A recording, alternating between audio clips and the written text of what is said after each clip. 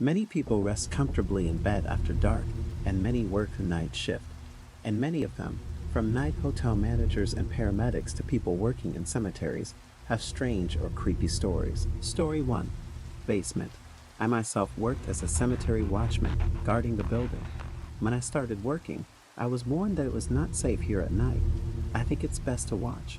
I was skeptical, but having worked here for a year, I can say with confidence that something is not right. When you go down to the first floor of the elevator, there is the first basement. The door opened. It held open for 10 seconds, but all I could see was darkness, and no one called the elevator. Came up to me very quickly.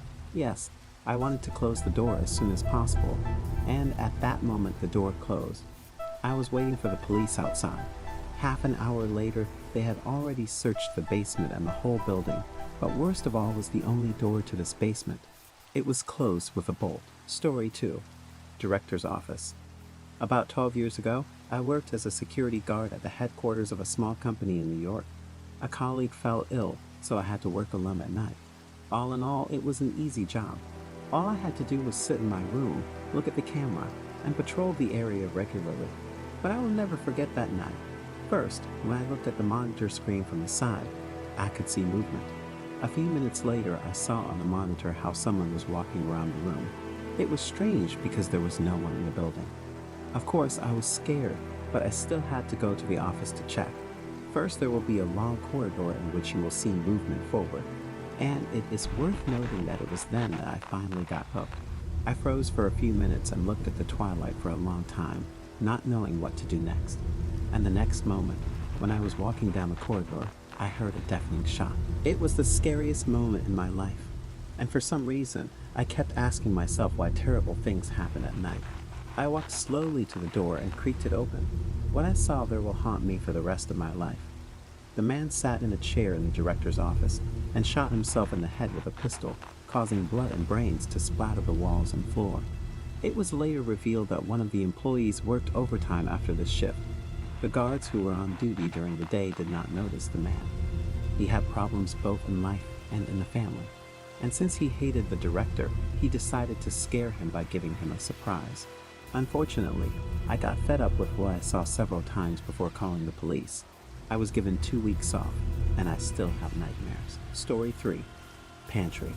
One of the tasks at the morgue where I worked was moving bodies at night. Once, at about 2 a.m., my colleague and I came to collect documents for the transfer of another body.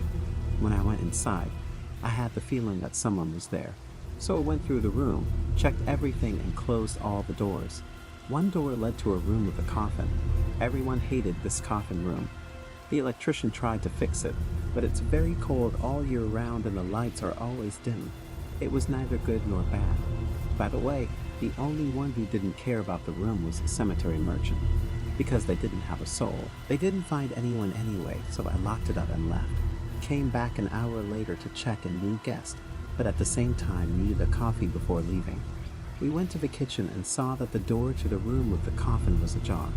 It was pitch dark, but I could make out something red in the mannequin's uniform. But he wasn't supposed to be near the door. We froze for a moment, then grabbed my partner by the wrist and headed back to the kitchen.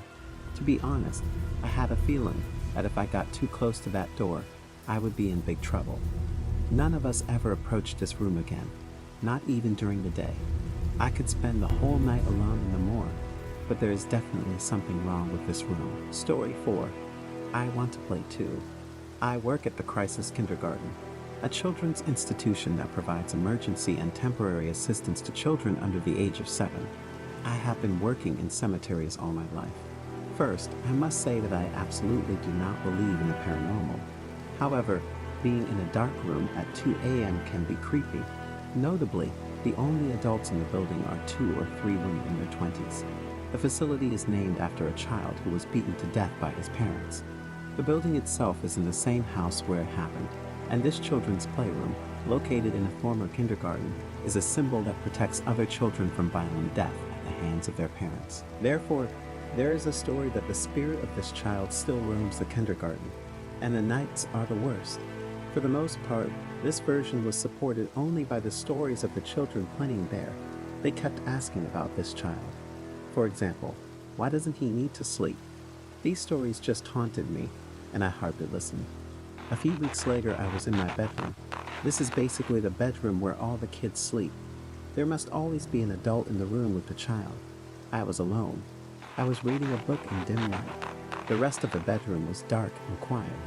Suddenly, a 4 to 5 year old child abruptly got up from the bed and said, and he always pointed to a childless wall. For a moment, a shiver ran through my body. I was so scared that I almost cried. From that moment on, I refused to be there alone.